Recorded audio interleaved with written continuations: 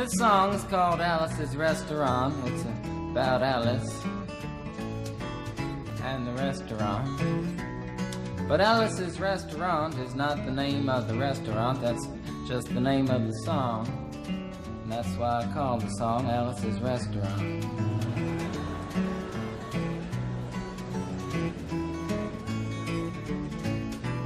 You can get anything you want at Alice's Restaurant. You can get anything you want at Alice's Restaurant.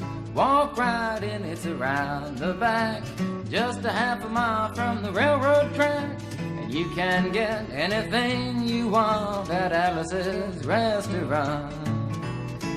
Now it all started 2 Thanksgivings ago. It was on 2 years ago on Thanksgiving when my friend and I went up to visit Alice at the restaurant. But Alice doesn't live in the restaurant. She lives in the church nearby the restaurant in the bell tower with her husband Ray and Facha the dog. And living in the bell tower like that, they got a lot of room downstairs where the pews used to be. And having all that room, seeing as how they took out all the pews, they decided that they didn't have to take out their garbage for a long time.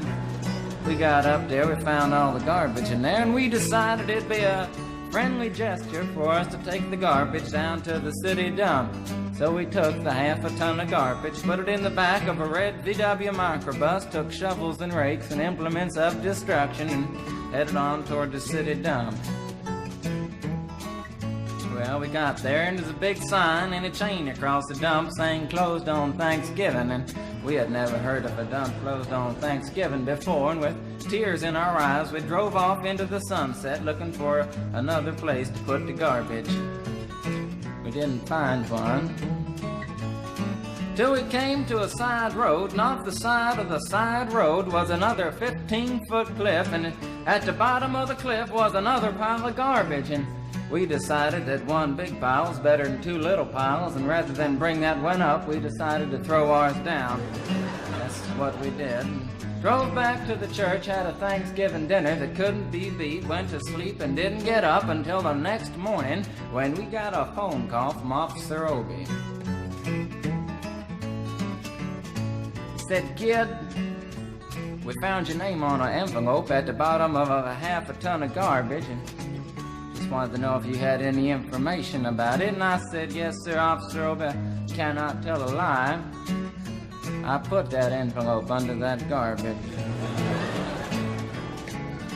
After speaking over for about 45 minutes on the telephone, we finally arrived at the truth of the matter and said that we had to go down and pick up the garbage, and also had to go down and speak to him at the police officer station. So we got in the red VW microbus with the shovels and rakes and implements of destruction, headed on toward the police officer station. Now, friends, there was only 1 or 2 things that Obie could have done at the police station, and the first was that he could have given us a medal for being so brave and honest on the telephone, which wasn't very likely, and we didn't expect it. Another thing was that he could have bawled us out and told us never to be seen driving garbage around the vicinity again, which is what we expected. But when we got to the police officer station, there was a third possibility that we hadn't even counted upon, and we was both immediately arrested, handcuffed. And I said, "Obie, I don't think I can pick up the garbage with these handcuffs on."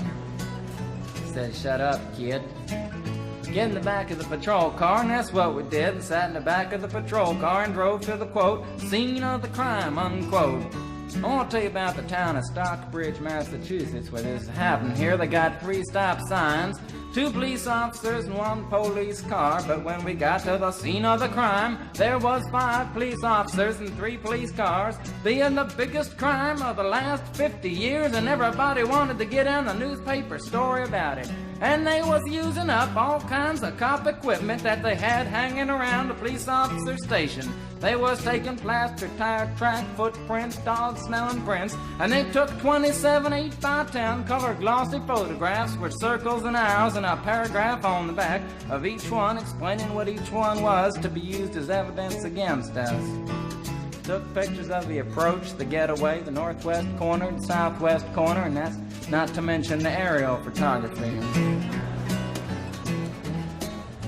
After the ordeal, we went back to the jail. Obie said he was going to put us in the cell. Said, kid, I'm going to put you in the cell. I want your wallet and your belt. And I said, Obie, I can understand you want my wallet so I don't have any money to spend in the cell, but what do you want my belt for? And it said, kid, we don't want any hangings. I said, Obie, did you think I was going to hang myself for littering? Obie said he was making sure, and friends Obie was, because he took out the toilet seat so I couldn't hit myself over the head and drown. And he took out the toilet paper so I couldn't bend the bars, roll the toilet paper out the window, slide down the roll, and have an escape. Obie was making sure, and it was about 4 or 5 hours later that Alice, remember Alice? It's a song about Alice. Alice came by and with a few nasty words to Obie on the side, bailed us out of jail. We went back to the church, had another Thanksgiving dinner that couldn't be beat, and didn't get up until the next morning when we all had to go to court. We walked in, sat down. Obie came in with a 27 8x10 colored glossy pictures with the circles and arrows and a paragraph on the back each one. Sat down. Man came in, said, all rise. We all stood up, and Obie stood up with the 27 8x10 colored glossy pictures, and the judge walked in, sat down with the seeing-eyed dog, and he sat down. We sat down. Obie looked at the seeing-eyed dog. Then the 27 8x10 colored glossy pictures with the circles and arrows and a paragraph on the back of each one, and looked at the seeing-eyed dog. And then the 27 8x10 colored glossy pictures with the circles and arrows and a paragraph on the back of each one, and began to cry, because Obie came to the realization that it was a typical case of American blind justice, and there wasn't nothing he could do about it. And the judge wasn't going to look at the 27 8x10 colored glossy pictures with the circles and arrows and a paragraph on the back of each one, explaining what each one was to be used as evidence against us. And we was fined $50 and had to pick up the garbage in the snow, but that's not what I came to tell you about. Came to talk about the draft. We got a building down New York City, it's called Whitehall Street, where you walk in and you get injected, inspected, detected, infected, neglected, and selected. I went down to get my physical examination one day, and I walked in, I sat down, got good and drunk the night before, so I looked and felt my best when I went in that morning. Because I wanted to look like the all-American kid from New York City. I mean, I wanted to feel like I wanted to be the all-American kid from New York, and I walked in, sat down, I was hung down, brung down, hung up, and all kinds of mean, nasty, ugly things. And I walked in, I sat down, they gave me a piece of paper, said, kid, see the psychiatrist, room 604. And I went up there, I said, shrink, I want to kill. I mean, I want to kill. I want to see blood and gore and guts and veins in my teeth. Eat dead, burnt bodies. I mean, kill. Kill! Kill! Kill! And I started jumping up and down, yelling, kill! Kill! And it started jumping up and down with me, and we was both jumping up and down, yelling, kill! Kill! And the sergeant came over, pinned the medal on me, sent me down the hall, said, you're our boy. Didn't feel too good about it. Proceeded on down the hall, getting more injections, inspections, detections, neglections, and all kinds of stuff that they was doing to me at the thing there. And I was there for 2 hours, 3 hours, 4 hours. I was there for a long time, going through all kinds of mean, nasty, ugly things, and I was just having a tough time there. And they was inspecting, injecting every single part of me, and they wasn't leaving no part untouched. Proceeded through, and when finally came to see the very last man, I walked in, sat down after a whole big thing there, and I walked up and said, what do you want? He said, kid, we only got one question. Have you ever been arrested? And I proceeded to tell him the story of Alice's Restaurant Massacre with full orchestration and 5-part harmony and stuff like that, and then all the phenomena stopped me right there and said, kid, did you ever go to court?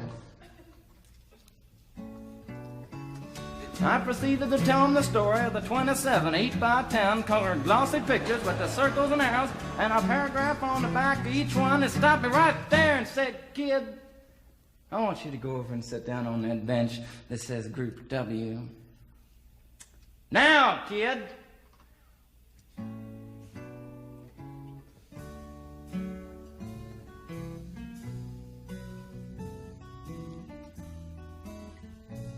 And I walked over to the bench there, and there's Group W is where they put you if you may not be moral enough to join the army after committing your special crime. And there was all kinds of mean, nasty, ugly-looking people on the bench there.